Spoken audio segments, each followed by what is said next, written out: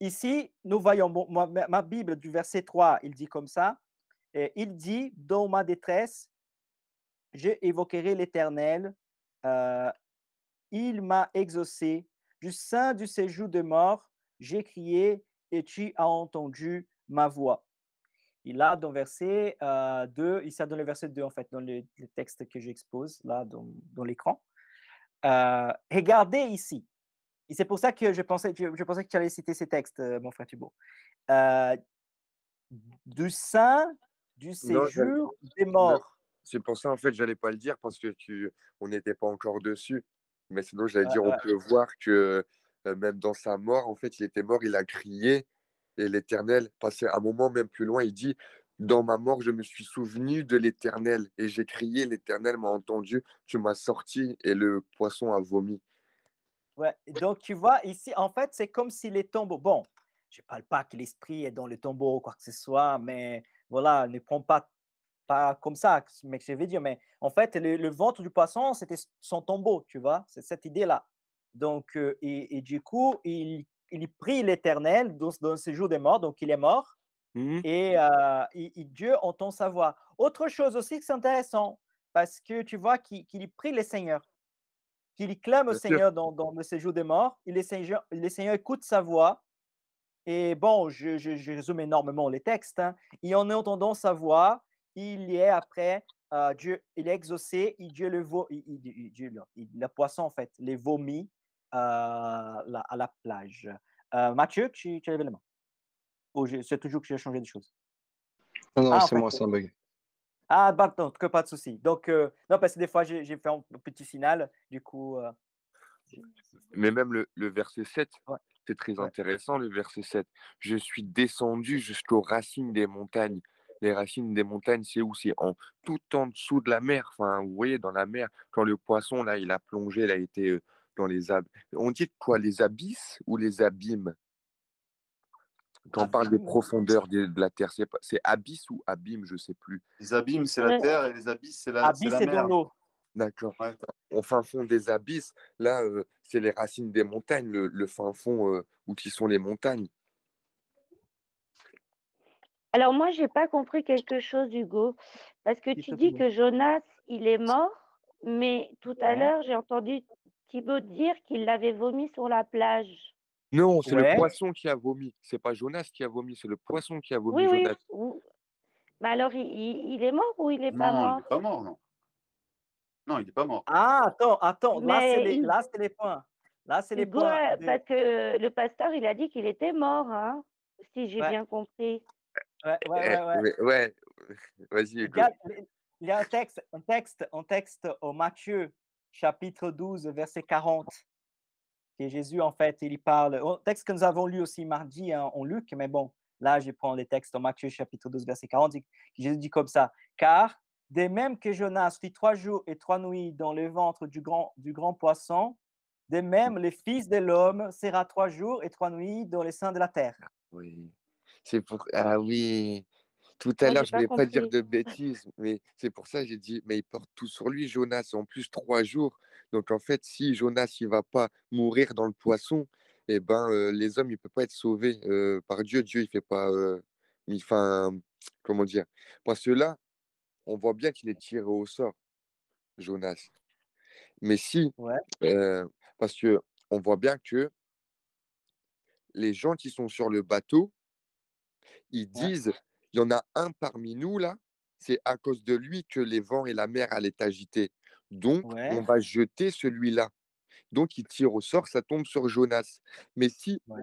dans ce contexte-là, si Jonas, on le jette pas, et si on le jette d'ailleurs personne, on peut en déduire que le bateau, il va couler parce que la mer va continuer à s'agiter.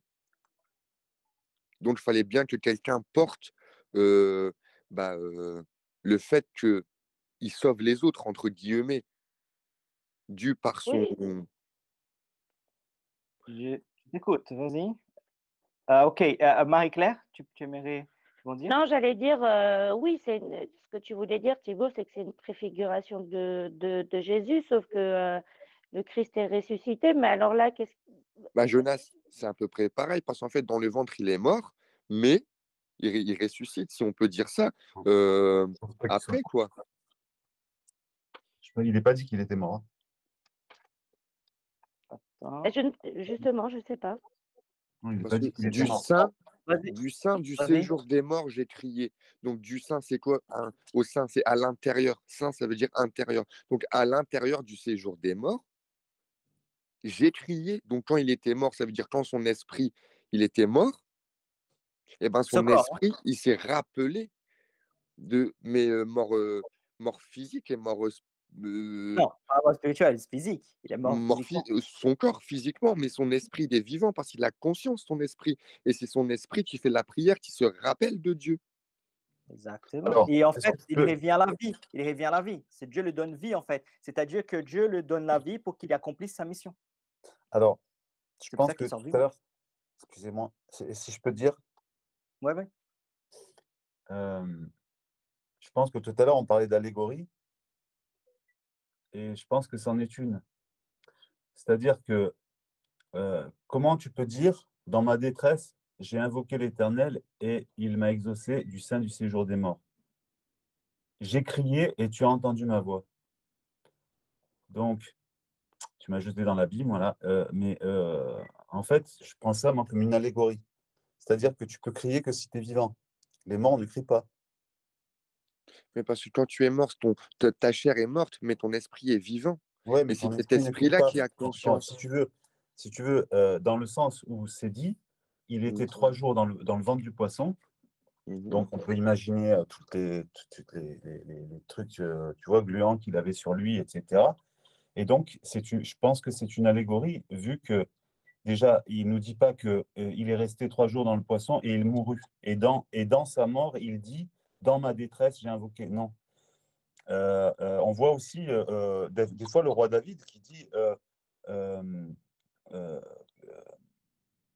par moment, enfin, je ne sais plus dans quel psaume, mais il parle de la mort. Hein. Il parle qu'il était, je ne sais plus si c'est. J'ai ma mémoire qui flanche, en fait. Mais il parle du séjour des morts dans le psaume. Hein. Et pourtant, il n'est pas mort. Ouais. Bah, c'est plus complexe qu'on pensait, hein, en fait. Hein. C'est-à-dire que je prends par exemple l'exemple d'une personne qui est en complète dépression. Une personne qui est en complète dépression. Une personne qui est en complète dépression par rapport à son état. Si on n'a pas vécu la dépression, on ne peut pas comprendre, mais c'est un état qui se rapproche de la mort. C'est-à-dire que c'est un état où on est dans une détresse extrême et où même on préférerait mourir que vivre ça. Donc, parce que même après, au verset 7, tu vois, il est dit aussi, les barres de la terre m'ont fermé pour toujours. Oui, ben, les barres de la terre, c'est une image. Je pense que les barres de la terre, c'est les barres du poisson, les barres de. Peut-être il essayait de sortir de. Allô? C'est vrai que c'est compliqué. Il essaie peut-être de sortir les barres, ça fait penser moi aux dents, ça me fait penser aux dents du poisson. Et peut-être que quand le poisson ingurgitait pour se nourrir, peut-être je pense qu'il essayait de sortir. Et les barres, elles l'empêchaient de passer. Tu vois? Alors. Vous m'entendez, j'espère. Ouais. C'est vrai que là, j'ai lu. Parce que quand il dit, même après, regarde, quand le il verset dit, 6. mais tu m'as fait remonter vivant. Exactement, le verset 5. Tu m'as fait remonter vivant de la fosse. Alors, on est au verset 5. Alors, je suis assez loin de ton regard. Je ne verrai jamais, mais je verrai encore. On s'entend. Jusqu'à m'ôter la vie, mais elles m'ont pas ôté la vie. Si tu veux, si quelque chose est c'est comme si je te dis, je suis allé jusqu'au magasin, mais j'y suis pas arrivé. Tu vois, si je vais jusqu'au magasin, j'y suis pas arrivé encore. Mais j'y vais jusqu'à. C'est-à-dire que c'est l'étape suivante, c'est qu'il va mourir. Et c'est pour ça qu'il crie à l'Éternel, parce qu'il sait très bien qu'il va mourir. Attends. On va doucement. En fait, la question ici, une chose, que on voit clairement en fait dans les textes cette référence en fait de quelqu'un qui est mort et qui clame au Seigneur.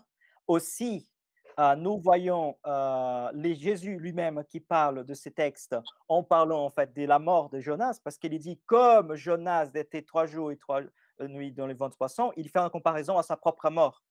Donc, c'est-à-dire une association en fait avec sa propre mort qu'il va ressusciter, et Jonas qui revient à la vie. Autre chose aussi, c'est que la tradition juive interprétait ces textes, ça je ne valide pas par la tradition, mais la tradition juive aussi comprenait ces textes comme Jonas était mort au ventre du poisson. Donc, on a 3 points ici favorables. Et après, en verset 5, on voit clairement ici, dans ma traduction, le verset 5 dit comme ça, le verset 6 en tout cas de ma version, mais là, c'est le verset 5, qui dit comme ça, les eaux m'ont couvert jusqu'à m'ôter la vie. Donc, l'abîme m'a enveloppé, les oiseaux ont entouré ma tête. Donc, on voit ici qu'il parle, ôter la vie, hein, c'est bien dans le texte là. Les eaux m'ont couvert jusqu'à m'ôter la vie, ici, verset 5. Tu vois? Ici, hein, ici, pour quelqu'un qui ne voit pas, ici, ôter ma vie. Voilà, donc on voit clairement ici, tu vois, cette référence à quelqu'un qui est mort. Tu vois, donc il y a plusieurs références à sa mort. Alors, Mais les problèmes, la question, alors, mais point, attends, juste un point très important. Je te donnerai la parole, mon frère. Mais les points plus importants pour moi, je pense que c'est intéressant cette discussion, je trouve intéressant en tout cas cette discussion, mais pour moi, les points plus importants, c'est l'effet aussi de Dieu qui préserve Jonas d'une façon ou d'une autre et qui a miséricorde de lui et qui l'amène en fait après à la plage. Mais voilà, mon frère Sylvain, je te laisse la parole et après, si quelqu'un d'autre voulait rebondir, et après on avance. Je voudrais bien. Ok, je te laisse la parole à Anderson. Vas-y, Sylvain. vas-y, laisse Andresen, il n'a pas beaucoup parlé, vas-y. Ok, Anderson. Oui, ben, ma question, c'est vraiment de savoir si, parce que je pense qu'il est aussi tout à fait possible qu'il soit réellement dans le séjour des morts, mais qu'il ne soit pas mort. Hein. C'est-à-dire être dans le séjour des morts tout en ayant vu un petit peu ce qu'il attendait, sans pour autant qu'il soit confronté vraiment à la mort. C'est-à-dire son corps est mort, mais effectivement, son esprit voit un petit peu comment dire ça, il voit un peu la chose, quoi. Il voit un peu ce qu'il attendait et qu'il ait encore la capacité de crier à Dieu en lui disant « Sors-moi de là », quoi. Ok. Non, par exemple, juste pour étayer un petit peu la chose, juste pour étayer. Hein. Quand je lis, là, j'ai tourné la page, tu sais, j'ai été dans Psaume et j'ai ouvert comme ça, je n'avais pas la référence en tête. Hein. Je suis à Jonas, je tourne ma Bible, je prends, il y a Psaume, tac, je dis, tiens, est-ce que je vais voir quelque chose? Je suis au Psaume 18 et je lis, là, au verset 5, « Les liens de la mort m'avaient environné et les torrents de la destruction m'avaient épouvanté. Les liens du séjour des morts m'avaient enlacé et les filets de la mort m'avaient surpris. Dans ma détresse, j'ai invoqué et j'ai crié à mon Dieu. De son palais, il a entendu ma voix et mon cri est parvenu devant lui à ses oreilles. » Donc, est-ce que David est mort là? C'est quel psaume déjà, s'il te plaît? 18, eh ben, c'est par hasard hein, que je l'ai trouvé. J'avais pas la référence dans la tête. Ne croyez pas que c'est pas un problème. En fait, c'est un point très important, c'est que le psaume de David, surtout je ne sais pas exactement jusqu'à quel, mais sont tous des psaumes que nous comprenons aussi comme messianiques et comme prophétiques. Donc, même si David, à ce moment qu'il était en train de composer les psaumes, il comprend bien aussi que les psaumes, il y a cet aspect poétique. Voilà, on ne va pas nier ça. Hein. C'est par exemple, si j'ai dit comme ça, je suis mort de faim, je suis mort de soif, vous ne pensez pas que je suis mort de faim, mort de soif, on comprend parfaitement bien ça. Mais la question aussi que je vois de notre perspective aussi que les psaumes, des fois, ils font référence au sacrifice de Christ. Bon, il faut que j'évalue quand même les psaumes 18 pour mieux comprendre, en fait, parce que je comprends l'association que je fais. Mais pour moi, ça ne me pose pas de problème, tu vois, qu'il y a, par exemple, une référence en disant « je suis mort de détresse, je suis mort de tristesse », et qui nécessairement ne parle pas de sa implication. Mais quand on prend le texte mort et on prend aussi son contexte, on voit qu'il était dans un grand poisson, qui en poisson, forcément, il y a des acides, il y a toute la logique scientifique. Et en plus, il parle des morts, donc c'est difficile de voir ça.